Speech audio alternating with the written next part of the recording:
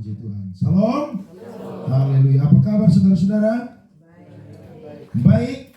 Baik. Harus baik dong ya. Ini sudah mau akhir bulan dan kurang lebih 2 hari lagi kita akan lewati dan masuk di bulan Desember ya. Bulan yang penuh dengan suasana Natal, sukacita Natal. Saya percaya ibu-ibu yang paling repot ya kalau mau Natal karena banyak bikin kue. Oke, mari saudara-saudara buka Alkitab kita, Injil Yohanes pasal 4 ayat yang ketiga sampai ayatnya yang ke-9. Saya akan khotbah dengan tema bukan kebetulan bertemu Yesus. Saya mulai, ia pun meninggalkan Yudea dan kembali lagi ke Galilea. Saudara, ayat 4, silakan.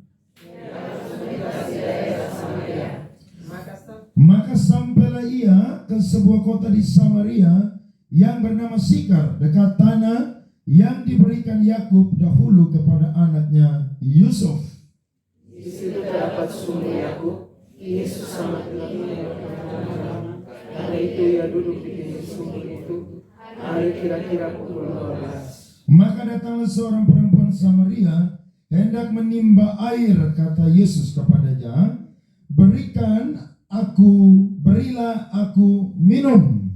Sebab murid-muridnya telah pergi ke kota membeli makanan. Sama-sama. Maka kata perempuan Samaria itu kepadanya, masakan engkau seorang Yahudi minta minum kepadaku seorang Samaria? Sebab orang Yahudi tidak bergaul dengan orang Samaria. Amin buat firman Tuhan. Saudara-saudara, Yesus melayani bersama dengan murid-muridnya di daerah Yudea. Ada banyak orang yang dibaptis pada waktu itu, sekalipun bukan Yesus yang membaptis. Tapi murid-muridnya lah yang membaptis banyak orang pada waktu itu.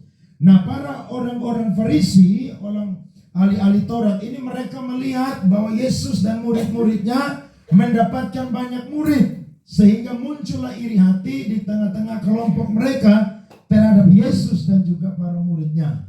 Nah, Yesus sebagai seorang yang menjelma menjadi manusia pada waktu itu, dia bukan mencari persaingan dalam pelayanan, tapi dia adalah orang yang fokus kepada panggilannya, yakni datang ke dunia untuk menyelamatkan manusia. Akhirnya dia bergeser dari daerah Yudea menuju kepada daerah Galilea. Nah, yang menariknya saudara-saudara, firman Tuhan mencatat ketika dia meninggalkan daerah Yudea, maka dia pergi kembali ke Galilea. Dan ketika dia menuju Galilea, ada satu daerah yang dia harus lewati, yakni daerah Samaria dan satu tempat yang bernama Sikar. Pertanyaannya, mengapa Yesus harus lewat daerah Sikar atau Samaria? Saya catat saudara-saudara, kurang lebih ada 2 alasan. Alasan yang pertama adalah karena melewati daerah Samaria itu akan memangkas jarak tempuh perjalanan. Saudara nanti lihat di peta Alkitab, saudara sampai rumah kalau tidak percaya. Biasanya orang menuju Galilea itu melewati daerah Sungai Yordan. Tapi kali ini Yesus tidak melewati daerah itu. Dia melewati daerah Samaria. Padahal jelas-jelas Alkitab mencatat bahwa orang Yahudi tidak bergaul dengan orang Samaria. Dan orang Samaria pun juga tidak bergaul dengan orang Yahudi. Padahal kalau saya dan saudara ingat, mereka ini saudara keluarga. Mereka ini saudara. Yakub punya berapa anak saudara-saudara? 12. Betul ya? Mereka ibunya berbeda-beda, tapi bapaknya satu bernama Yakub. Nah, saudara tahu ketika Yesus ada di daerah Samaria pada waktu itu, kurang lebih orang Yahudi dan orang Samaria, mereka ini sudah bermusuhan kurang lebih 700 tahun. Ketika Salomo mati, anaknya Rehabeam menjadi raja, kerajaan Israel terpecah menjadi kerajaan utara dan kerajaan selatan, maka kedua daerah ini dan 10 suku melawan 2 suku, akhirnya mereka bertengkar saudara kurang lebih 700 tahun. Padahal mereka ini bersaudara. Di sini ada yang bertengkar sampai 5-6 tahun kan? Bersaudara nih. Kadang-kadang manusia juga begitu. Bertengkar saudara-saudara bertahun-tahun lamanya. Disuruh untuk ajak damai, saudara tidak mau. Kenapa? Karena berpikir, lo dia yang salah, bukan saya yang salah. Dia yang berpikir, lo kamu yang salah, bukan saya yang salah. Dan akhirnya saudara ini menjadi konflik yang sangat berkepanjangan. Pada waktu itu mereka ribut 700 tahun. Saya yakin saudara tidak perlu ribut dengan saudara lah. Saudara ribut dengan orang yang ada di samping saudara, lingkungan aja, saya yakin itu terenak. Betul atau tidak? Apalagi saudara mau kemana-mana lewat dia punya depan rumah. Pasti saudara akan bikin jalan baru. Betul? Kenapa? Ya karena saudara lagi tidak enak dengan dia. Dia pun juga sedang tidak enak dengan saudara-saudara. Makanya saya dan saudara adalah orang-orang ketika hidup dalam konflik yang berkepanjangan, itu akan membuat kita tidak enak, saudara-saudara. Seperti yang dirasakan oleh orang-orang Yahudi dan juga orang-orang Samaria. Ketika orang Samaria itu masuk dalam pembuangan, mereka ini kawin campur. Sehingga mereka bukan Yahudi asli lagi, tapi mereka adalah Yahudi blasteran.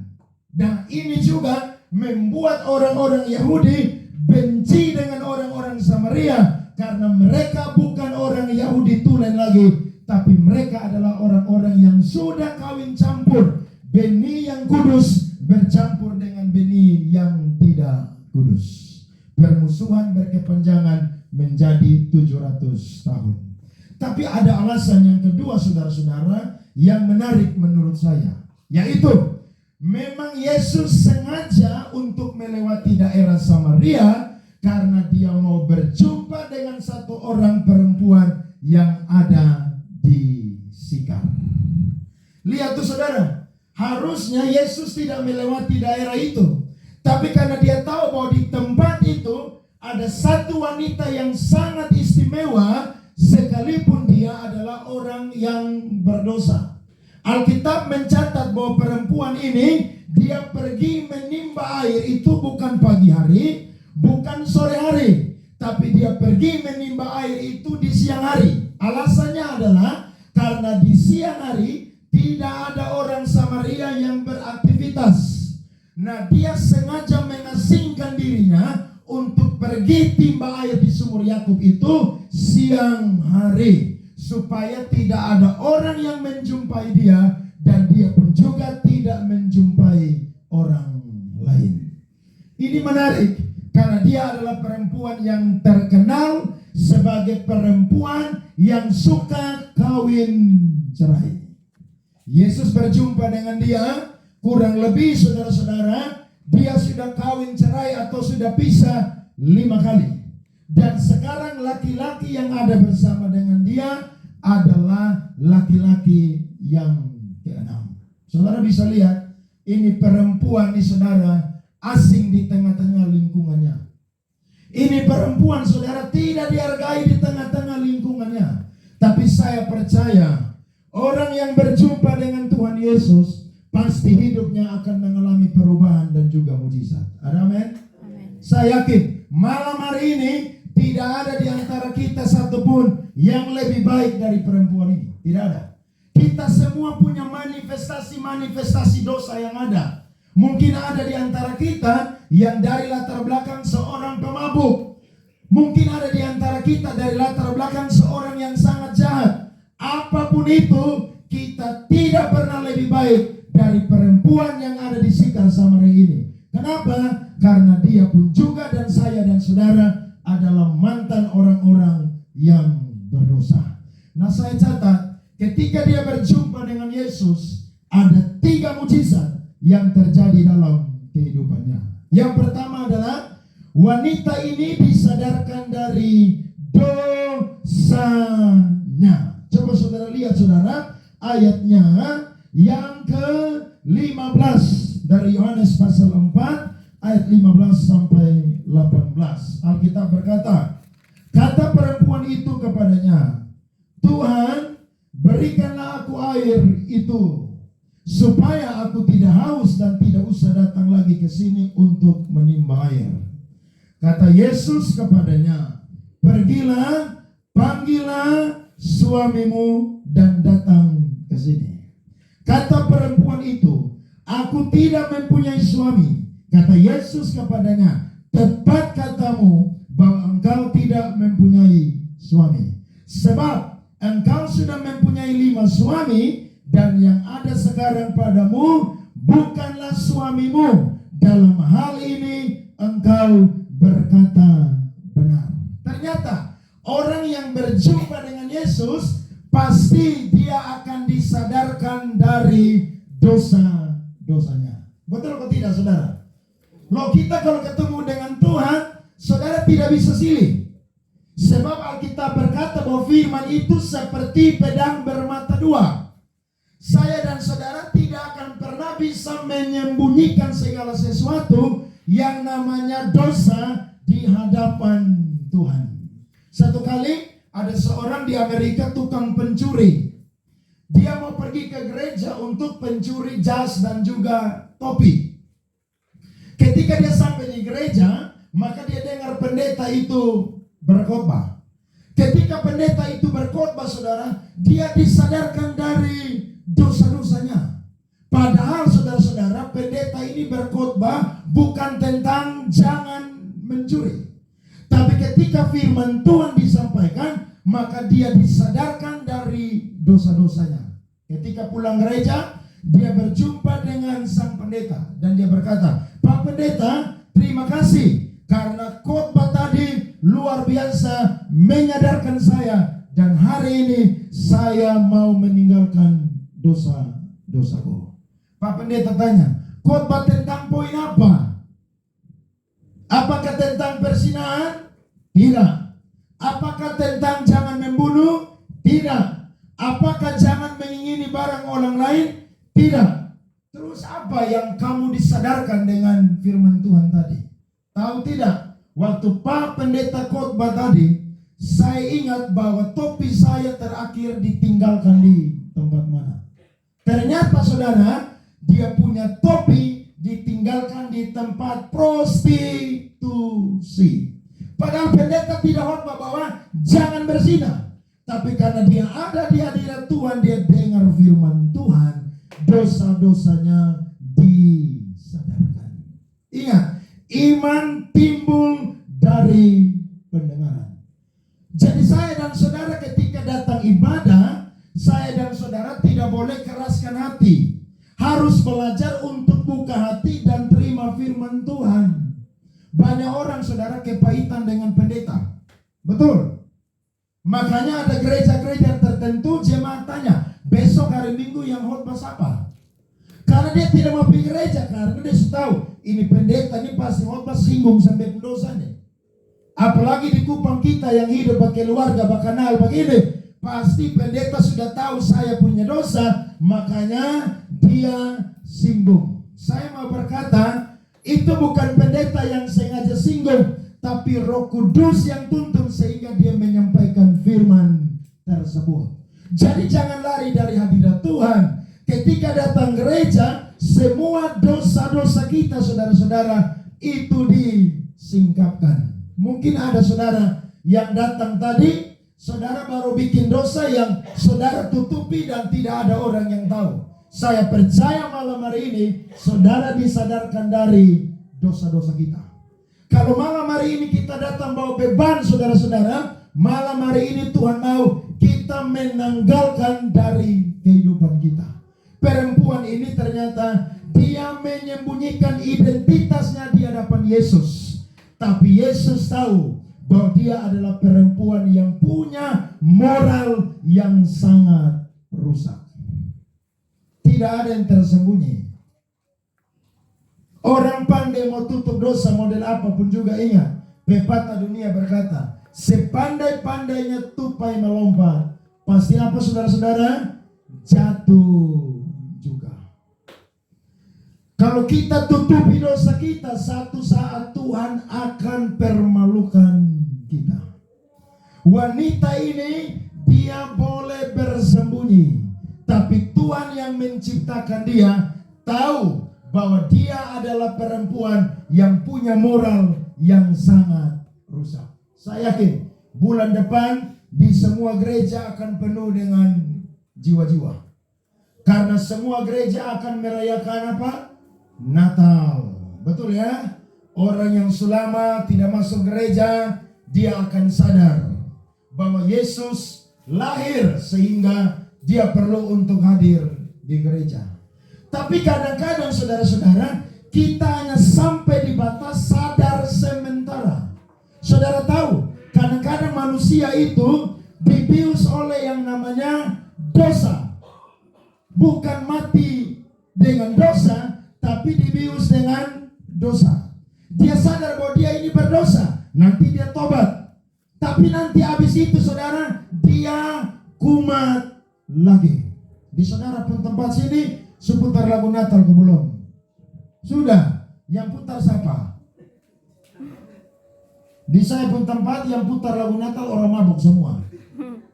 Serius, dong karaoke saudara dari pagi sampai malam. Saudara lihat sah, dong sadar tuh. Tapi dong sadar hanya apa? Sementara. Saudara mau pitogor dong semempan. Biar ke saya yang pendeta tuh orang bilang jamara. Nanti pulang saudara, dong foi ulang lagi. Tapi beda dengan perempuan ini, ketika dia berjumpa dengan Yesus, ternyata kebutuhan utama dia bukan air jasmani, tapi kebutuhan utama dia adalah apa saudara? Air kehidupan. Sehingga ketika Yesus bicara dengan dia, dia sadar bahwa dia adalah orang yang sangat berdosa. Kalau orang tidak sadar dengan dosanya, maka ketika Tuhan datang kedua kali, pintu anugerah tutup, tidak akan ada pengampunan lagi untuk dia. Ada orang berkata begini, nanti beta semua mati baru beta bertobat. Lu tahu kapan lu mati? Dia bilang, kok Pak Andre, orang di sebelah Yesus saja, son pernah gereja, son pernah dengar khotbah, son pernah kenal Tuhan, tapi ketika mau mati, dia bilang, kalau engkau datang sebagai raja, ingatlah aku. Dia pakai itu ayat. Ingat, itu orang belum ada agama itu kapan? Lu sudah dari lahir Kristen Bapak. Jadi lu jangan coba-coba pakai itu firman Tuhan. Ada yang bilang, sudah nanti beta masuk rumah sakit, nanti beta infus masuk di tangan semua, menderita baru pengakuan dosa. Beta yakin Tuhan pun juga mengampuni beta. Betul, Tuhan mengampuni. Tapi saya mau berkata, tidak ada yang tahu hari kematian. Jangan-jangan saudara sebelum lewati tahun 2023 ada warga Fatu-Veto yang Tuhan panggil alias SK turun. Jangan sedih. Kenapa? Karena orang mati itu istirahat dari segala jeri lelah dia. Makanya selama masih ada kesempatan apa saudara? Bertobat. Jangan tunda-tunda. Karena kalau kita tunda-tunda saudara-saudara, kadang-kadang Tuhan tidak kasih kita kesempatan yang berulang-ulang kali. Pertemuan dengan Yesus membongkar segala dosa-dosa saya dan saudara. Kita harus punya mental seperti seorang pemungut cukai. Yesus kasih perumpamaan, ada dua orang pergi ibadah di Bait Allah. Yang pertama itu adalah orang Farisi, yang kedua adalah pemungut cukai. Orang Farisi berkata bahwa saya bersyukur kepada Tuhan karena saya tidak berdosa. Saya rajin kasih persepuluhan, saya berbuat baik, saya tidak berzina dan lain sebagainya. Tapi pemungut cukai berkata, Tuhan, saya tidak layak. Nah, ini mental kita. Kita harus belajar ketika berjumpa dengan Tuhan perlu pengakuan dosa. Ada amin? Makanya saya senang sebelum saudara berdoa, pasti saudara minta pengakuan dosa atau bicara. Kenapa? Karena kita ini tidak layak. Baik itu dosa pikiran, perkataan, dan juga perbuatan. Tapi Tuhan kita adalah Tuhan yang baik, yang selalu kasih kesempatan kepada kita untuk saya dan saudara sadar akan dosa-dosa kita. Coba buka 1 Timotius 1 ayat 15, saudara-saudara. Firman Tuhan berkata, 1 Timotius pasal 1 ayatnya yang ke-15. Mari kita baca firman Tuhan. Perkataan ini benar dan patut diterima sepenuhnya. Kristus Yesus datang ke dunia untuk menyelamatkan orang berdosa. Dan di antara mereka siapa? Akulah yang paling berdosa. Saudara lihat tuh, Paulus rasul yang hebat saja, dia sadar bahwa masa lalu dia adalah orang yang paling berdosa. Siapa di sini yang bukan mantan pendosa? Angkat tangan. Semua kita ini berdosa habis. Ibu-ibu di sini mantan mulut cerewet, itu dosa, saudara. Saudara bukan cerewet firman Tuhan, tapi cerewet omong senabis-habis.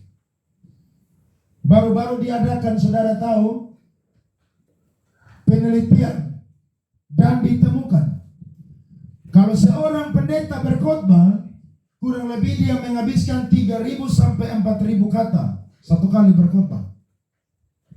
Sedangkan seorang mahasiswa dia menghabiskan kurang lebih 6.500 sampai 7.500 kata. Dan seorang ibu rumah tangga mengeluarkan kata kurang lebih satu hari 15.300 kata. Dan rekor dunia dipecahkan oleh ibu mertua, satu hari 20.000 kata. Nah, saudara lihat tuh kan, bahwa omong banyak tuh bikin jatuh dalam dosa loh. Itu dosa tuh. Soalnya ada bahan, saudara cari bahan. Bahwa omong banyak. Prinsipnya seperti Ibu Megawati, diam itu apa? Emas. Tapi jangan terlalu diam juga, nanti orang pikir lu bisu sayang. Kita ini punya latar belakang semua masing-masing, dosanya berbeda-beda. Ada yang dulu tukang pencuri, ada yang dulu mabok habis-habis, ada yang dulu saudara terikat dengan rokok satu hari bisa 2 sampai 3 bungkus, ada yang dulu hidupnya saudara, pokoknya karu-karuan. Tapi ketika berjumpa dengan Yesus, saya percaya mujizat yang pertama, kita disadarkan dari dosa-dosa kita. Dalam bahasa Yunani, kata dosa dipakai kata hamartia. Apa itu hamartia? Hamartia artinya tidak tepat sasaran. Ketika kita lahir, kita semua sudah bawa benih dosa. Coba satu orang buka Mazmur 51 ayat 7 sampai ayat 8. Satu orang baca. Mazmur 51 ayat 7 sampai 8.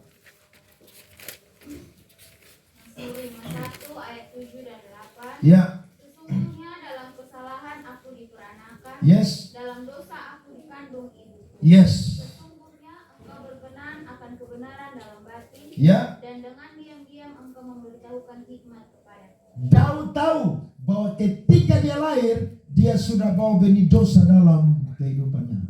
Sehingga ketika dia jatuh dalam dosa dengan Betseba, dia pun tidak kunjung berhenti untuk minta ampun kepada Tuhan. Saudara-saudara punya mental yang rendah hati untuk selalu minta ampun di hadapan Tuhan. Amin. Jangan sombong. Kadang-kadang kita ini bikin salah, tapi tidak mau rendah hati untuk minta maaf. Padahal apa sih susahnya minta maaf? Kita berpikir kalau selevel beta ngapain beta minta maaf dengan lu. Harusnya kita ini belajar untuk rendah hati, karena Yesus sudah terlebih dahulu mengampuni dosa saya dan saudara. Sehingga kalau ada kesempatan untuk mengampuni, kita harus belajar untuk mengampuni orang lain. Saya percaya di balik dari mengampuni ada berkat yang Tuhan akan buka untuk saya dan juga saudara. Perempuan ini dia berdosa. Di mata masyarakat orang-orang Sikar Samaria, dia perempuan yang tidak bermoral. Tapi ketika dia berjumpa dengan Yesus, dia disadarkan dari dosa dosanya.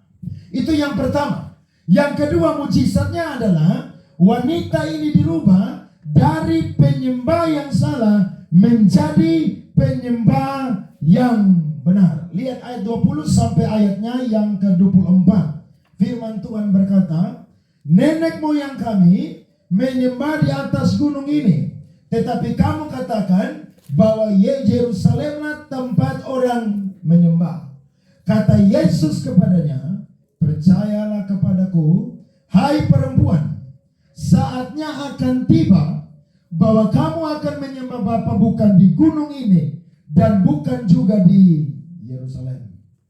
Kamu menyembah apa yang tidak kamu kenal, kami menyembah apa yang kami kenal. Sebab keselamatan datang dari bangsa Yahudi. Sama-sama baca. Tetapi saatnya akan datang dan sudah tiba sekarang bahwa penyembah-penyembah benar akan menyembah Bapa dalam roh dan kebenaran. Sebab Bapa mengendaki penyembah-penyembah demikian.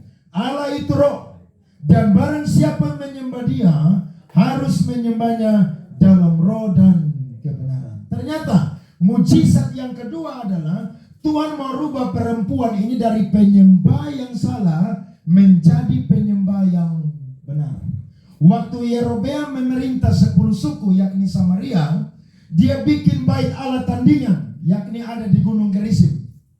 Kenapa dia bikin bait Allah tandingan? Karena dia takut nanti orang-orang Samaria pergi menyembah di Yerusalem, di Sion pada waktu itu. Sehingga dia bikin bait Allah dan semua orang Samaria itu hanya menyembah di atas Gunung Gerizim. Tapi ketika dia memerintah, maka dia mengizinkan dosa-dosa itu masuk di tengah-tengah perkumpulan orang Samaria. Dosa daripada bangsa-bangsa Kanaan itu menjadi satu dengan kehidupan daripada orang-orang Samaria. Akhirnya mereka bukan hanya menjadi penyembah daripada Yahweh, tapi juga menjadi penyembah-penyembah daripada dewa-dewi orang-orang Kanaan yang tidak berkenan di hadapan Tuhan. Nah, Yesus rubah dari kehidupan perempuan ini. Yang kedua adalah dari penyembah yang palsu atau penyembah yang salah menjadi penyembah yang benar. Apa itu penyembah yang benar? Penyembah yang benar adalah penyembah yang menyembah Bapa dalam roh dan kebenaran. Saudara tahu, roh Allah itu tidak terbatas. Dimanapun Tuhan ada bersama-sama dengan orang yang percaya. Saudara naik motor, ketika saudara menyembah Tuhan, di situ Tuhan ada. Ketika saudara sedang mandi, di situ saudara menyembah Tuhan, Tuhan pun juga ada di tengah-tengah saudara-saudara. Dimanapun kita berada, Tuhan ada bersama dengan kita. Nah, yang Tuhan mau rubah saudara dari kehidupan kita pun juga adalah kita harus jadi penyembah-penyembah yang benar. Kalau dulu saudara suka menyembah berhala, suka menyembah patung-patung, sekarang stop dengan menyembah patung-patung. Ada banyak orang Kristen saudara suka menyembah patung-patung. Saudara pergi ke kantor-kantor, ke perusahaan-perusahaan, ada orang-orang yang bukan Kristen. Pasti di tempat di mana mereka kerja, mereka pimpin, itu ada yang namanya sesajen-sesajen yang dipersembahkan kepada patung-patung yang ada. Dan saudara tahu, itu bagi orang di luar Kristen. Tapi kadang-kadang ada orang Kristen juga yang masih suka menyembah yang salah. Ada juga saudara yang suka omong-omong dengan pohon juada. Ada juga yang suka omong-omong di kuburan. Di sini ada saudara. Ini bulan depan Natal kan banyak orang jual itu bunga rampe di kuburan Fatfeto. Tanpa jual ikan sore-sore toh. Ada banyak orang masih suka omong-omong di kubur. Saya mau berkata, itu penyembahan yang salah. Penyembah yang benar adalah penyembah yang benar-benar menyembah Bapa dalam roh dan kebenaran. Tidak ada Tuhan yang lain selain Yesus dalam kehidupan kita. Ada yang berkata, kalau saya menyembah ini nanti dia saya kaya. Lu bisa kaya Bapak, tapi ada tumbal yang lu akan serahkan kembali. Karena iblis hanya pernah kasih orang sesuatu itu gratis. Betul ke Sonde? Bepung kawan satu dinam saya pakai obat nona. Tapi pantangannya saya boleh mandi. 4 hari sekali, 5 hari sekali baru mandi. Serius. Saudara tahu tumbalnya apa? Dembaran kaskaduk semua. Terakhir dia lepas obat ini saudara 1 hari yang mau kembali dia. Iblis itu tawar sesuatu yang enak saudara, tapi ingat soal gratis. Makanya kalau saudara menyembah iblis, lebih berhenti. Ini perempuan Samaria menyembah kawin campur saudara. Menyembah Yahweh, menyembah juga Allah orang Kanaan. Nah Tuhan berkata begini, lu saya akan menyembah di atas ini gunung Gerizim lagi, dan juga orang Israel saya akan menyembah di Yerusalem. Tapi sekarang sudah tiba waktunya bahwa engkau dan orang-orang Israel akan menyembah Bapa dalam roh dan kebenaran. Jadi saya dan saudara dimanapun kita berada, kita punya akses untuk bisa menyembah Bapa dalam roh dan kebenaran. Amin. Jadi saudara jangan menyembah Tuhan hanya datang di persekutuan doa jo. WL bilang ayo penyembahan, angkat tangan baru menyembah. Tidak saudara. Dimanapun kita berada, saya dan saudara harus belajar untuk menyembah Tuhan. Ada orang tanya kepada saya, Pak Andre, penyembahan itu ke mana sih? Saya bilang saya sudah bisa menjelaskan tentang penyembahan. Tapi menurut kami gereja karismatik, ketika lu menyembah, itu lu mengucap syukur tentang perbuatan-perbuatan Tuhan yang hebat, yang luar biasa, yang terjadi dalam lu punya kehidupan. Nah ada banyak orang, ketika dia datang ibadah dia sehat. Tapi ketika dia masuk ibadah, masuk gereja persekutuan doa, dia stroke tiba-tiba. WL suruh pukul tangan, dia sama kayak orang yang sakit susah bisa-bisa lah. Beta ingat dulu waktu beta masih di Jakarta, beta pelayan di satu gereja Tionghoa. Itu semua jemaat orang Cina 100%. Hanya beta saja yang orang pribumi. Yang mata besar, yang lain semua mata kicau.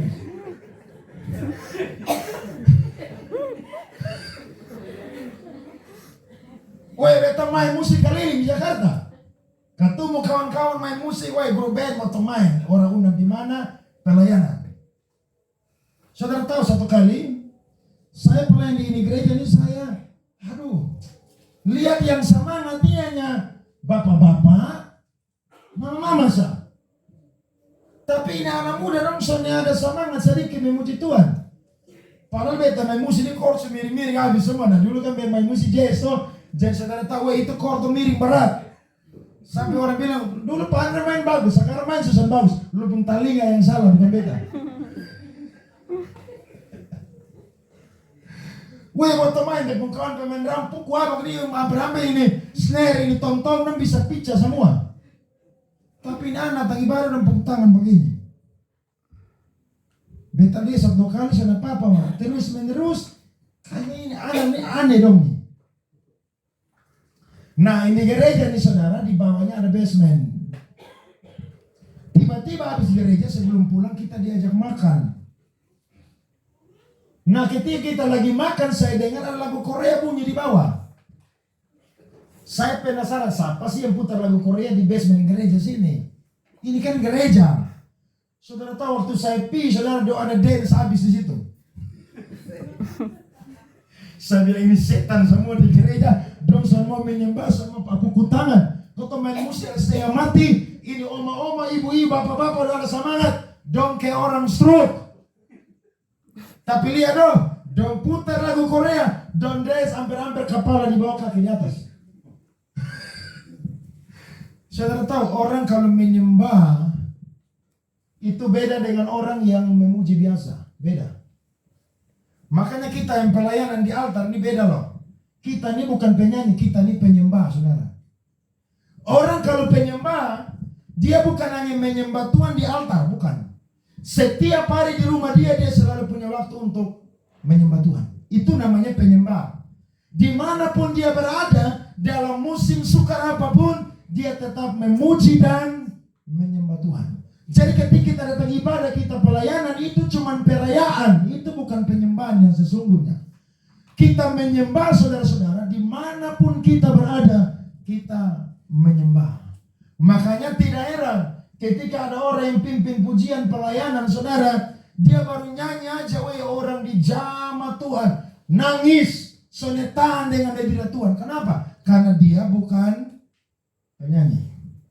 Dia itu penyembah. Kalau mau bicara tentang penyanyi, semua orang bisa menyanyi lagu rohani. Bisa. Bahkan orang mabuk pun juga menyanyi lebih hebat dari saudara yang pimpin pujian dan sigas. Betul loh? Dong nyanyi bisa dari pagi sampai ketemu malam. Saudara nyanyi tadi, saya itu baru berapa lagu? 4 lagu sudah langsung firman Tuhan. Dong sana ada. Dong hantam terus. Sampai meteran habis, token habis, isi ulang, main terus. Saudara lihat sah. Nah kadang-kadang kita harus belajar dari semangat mereka. Makanya saya kadang-kadang kalau jumpa orang pelayanan, main musik ya. WL, beta sebelum jadi pendeta kan main musik 15 tahun nah. Beta belajar banyak nah. Ketika kita main musik, kita WL, kita singers, bukan sekedar main, bukan sekedar menyanyi, tapi kita sedang connect dengan Tuhan. Tuhan, beta inari pelayanan. Tuhan kasih hadirat Tuhan, beta punya pelayanan, beta punya hidup inari. Semua orang datang ibadah, dong rasakan hadirat Tuhan lewat beta punya pelayanan.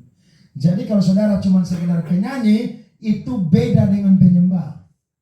Saudara ngomong, saudara nyanyi, orang rasa itu beda sekali. Karena apa? Ada hadirat Tuhan yang saudara tarik. Bukan ketika saudara pelayanan baru saudara diurapi. Tapi setiap hari saudara punya waktu untuk menyembah Tuhan. Jadi dimanapun kita berada hari ini, ayo connect dengan Tuhan untuk menyembah. Amin. Ibu-ibu yang masak-masak di rumah, tiap hari harus punya connect dengan Tuhan, memuji, menyembah Tuhan. Ada yang bekerja, ada yang jualan di pasar, berusaha, punya waktu untuk apa? Connect dengan Tuhan. Bapak-bapak yang bekerja selalu punya pujian-pujian rohani untuk apa? Memuji dan menyembah Tuhan. Jangan saudara susah baru nyanyi lagu rohani. Sanang susah ingat lagu rohani lain. Harus menyanyi lagu tiap hari saudara. Karena saya percaya orang yang menyembah itu adalah orang yang disukai oleh Tuhan. Saudara ingat Daud? Daud itu bukan orang yang sekadar menyanyi. Tapi Daud adalah seorang penyembah yang sangat luar biasa. Waktu Saul dirasuk oleh roh jahat, Saul bilang cari seorang pemain kecapi. Dan mereka menemukan Daud. Ketika Daud main itu kecapi, Alkitab berkata, iblis yang rasuk Saul itu pergi dari Saul. Pertanyaannya, yang bikin iblis pergi itu kecapi yang mahal? Yang bikin iblis pergi itu permainan Daud yang bagus? Tidak. Yang bikin iblis pergi karena Daud diurapi oleh Tuhan. Dia seorang apa saudara? Penyembah. Waktu dia ada di ladang pimpin kambing domba 2-3 ekor, dia menyembah. Waktu dia ada di istana raja, dia menyembah. Bahkan sampai dia tua sekalipun saudara-saudara, dia tetap memuji dan menyembah Tuhan. Nah yang Tuhan mau rubah dalam kehidupan kita yang kedua adalah kita dirubah dari penyembah yang salah jadi penyembah yang benar. Ada yang masih menyembah patung-patung di rumah, pulang kasih ancor. Jangan percaya itu patung berhala tuh dia mata tapi sudah bisa lihat. Dia punya telinga tapi sudah bisa dengar. Dia punya mulut tapi sudah bisa ngomong. Bahkan dia punya tangan tapi tidak bisa menolong. Tapi kalau Allah kita saudara, dia Allah yang hidup. Sehingga apa? Sehingga ketika perempuan berjumpa dengan Tuhan Yesus, dia dirubah dari seorang penyembah yang salah menjadi penyembah yang benar. Mungkin ada juga saudara yang di sini menyembah uang. Itu penyembahan yang salah.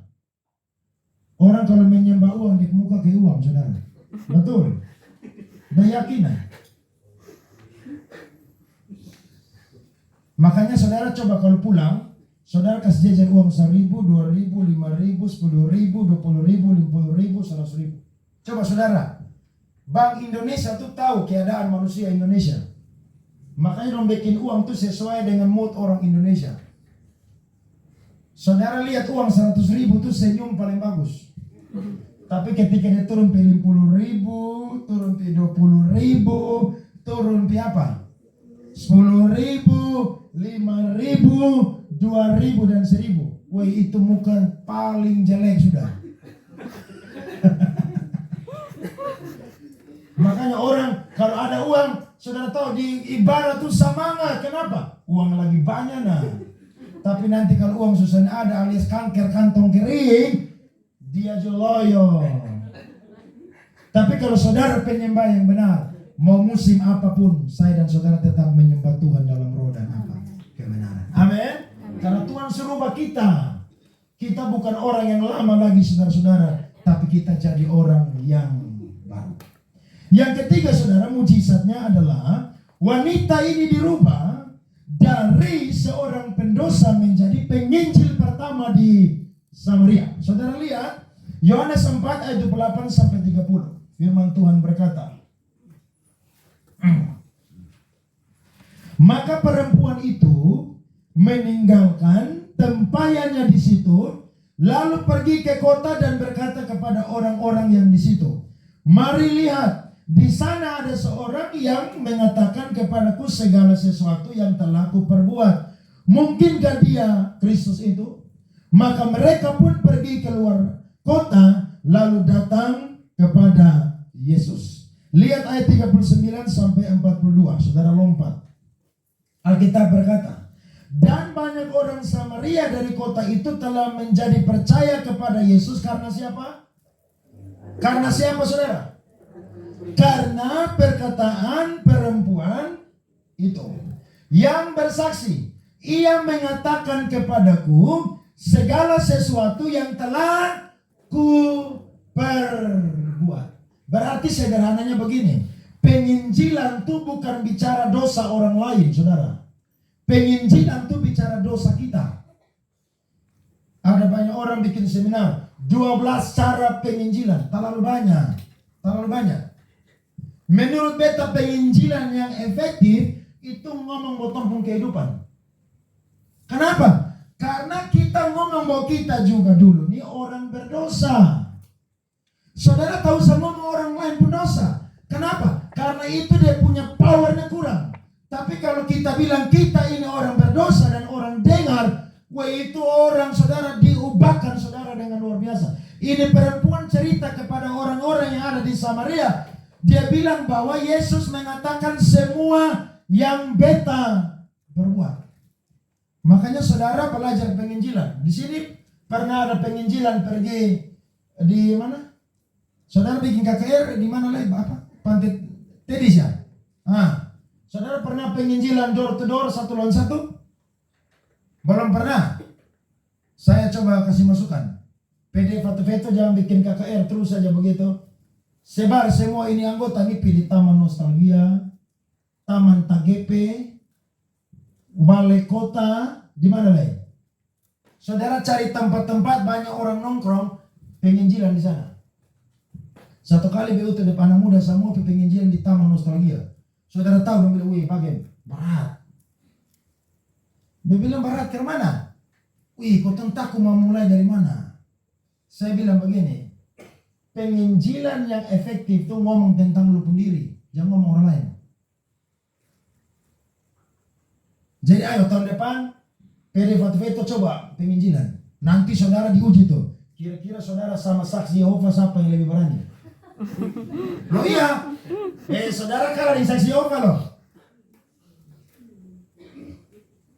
Saudara tahu sekarang di Kupang nih saksi Yehova tambah banyak loh. Dan minta maaf yang jadi jemaat saksi Yehova sekarang paling banyak warga Gemit loh. Serius. Saudara kalau tidak penginjilan, percaya. Nanti itu yang sesat-sesat tentu yang penginjilan. Orang Kristen sekarang sibuk cari uang, ya, kaya, sukses, berhasil, hebat. Padahal lupa ketika kita ketemu Tuhan, Tuhan tanya lu bawa berapa jiwa kepada surga. Saksi Yehova tiap hari penginjilan. Beta suka beli ikan dan daging di Oeba. Saudara kalau lewat mau keluar pilih apa? Sebelum Brimob tuh ada belok kiri itu ada papan saksi Yehova di situ. Dan saudara tahu yang jaga di situ mantan jemaat Ebenezer, Pak. Beli saksi Yehova bisa ngajak tanya, ini apa mama? Oh kau dari saksi Yehova. Apa tuh? Kristen. Oh Kristen. Oh beta mau belajar. Besok aja sandong sini. Oh Pak ada nomor HP? Ada. Nah beta salah. Beta pikir tahu nama yang betul saya bisa. Dong tuh sebelum penginjilan dong cari orang pun data tuh di Google. Dong tahu kalau lu pendeta dong sana ke penginjilan. Kalau lu orang biasa dong di penginjilan selalu. Dan beta bilang dia pun nomor nanti beta tunggu di rumah kalau mau penginjilan beta mau belajar. Dong tunggu datang sampai ini hari. Tapi beta lihat saudara-saudara, wih, dong penginjilan tuh mengerikan saudara-saudara. Dan heran dong tambah banyak di Kupang, banyak orang ikut senang. Kenapa? Karena dong penginjilan, dong omong ajaran yang sesat. Tapi dong juga omong maupun diri bahwa kotong bisa berubah nih karena ini ajaran yang kotong pegang. Akhirnya apa? Banyak orang juga ikut dong dan akhirnya apa? Banyak orang juga rame-rame ikut senang. Kembali kepada firman Tuhan. Kalau saya dan saudara mau jadi penginjil, maka yang kita ngomong adalah diri kita sendiri. Bukan orang lain. Beta ingat satu hamba Tuhan namanya Loren Cunningham. Beta baca di buku, dia bilang begini. Satu kali dia punya teman baik, ini teman pelayanan, ini kelas dengan dia. Akhirnya dia punya teman ini mau menjatuhkan moral daripada ini hamba Tuhan, pamor dari ini hamba Tuhan, nama baik dari ini hamba Tuhan. Dia cerita ini Loren Cunningham punya kesalahan semua. Ketika Loren Cunningham ketemu dengan semua orang, mereka cerita, saya dengar dari kawan lu begini-begini. Loren Cunningham saudara ketika dia dengar dia sedih. Sampai rumah dia doa. Dia bilang Tuhan, kawan nih omong beta yang begini. Betul Tuhan, beta mantan orang berdosa. Bahkan ketika beta sudah melayani jadi hamba Tuhan pun, beta masih bikin dosa. Apa kira-kira solusi Tuhan kasih buat beta? Tuhan bilang begini kepada dia. Lu tahu sabela lu pun diri, tapi lu ketemu siapapun yang dengar lu punya cerita, lu bilang begini. Yang dia cerita tuh seberapa dengan yang kenyataan. Maksudnya begini. Kalau dia cerita dia pun dosa model begitu, beta lebih parah daripada yang dia cerita. Akhirnya dia sadar. Kalau dia merendahkan dia sendiri, siapa lagi yang mampu merendahkan dia sendiri? Saudara tahu? Saudara. Terakhir dia pun kawan minta maaf. Dan baru-baru Loren Cunningham mati. Dia diberi gelar sebagai Bapa Bangsa-Bangsa. Kenapa? Karena dia bikin satu sekolah misi namanya Youth with a Mission. Hampir di 80 negara yang ada di dunia. Dia punya sekolah misi ada di Bali. Namanya Youth with a Mission. Jadi kita ini ngomong di diri kita. Bukan ngomong orang lain. Jangan. Kita ini mantan orang berdosa semua. Dan saudara lihat firman Tuhan berkata lanjut. Ayatnya yang ke-40. Ketika orang-orang Samaria itu sampai kepada Yesus, mereka meminta kepadanya supaya ia tinggal pada mereka. Dan ia pun tinggal di situ 2 hari lamanya. Dan lebih banyak lagi orang yang menjadi percaya karena perkataannya. Dan mereka berkata kepada perempuan itu, perhatikan, kami percaya tetapi bukan lagi karena apa yang kau katakan.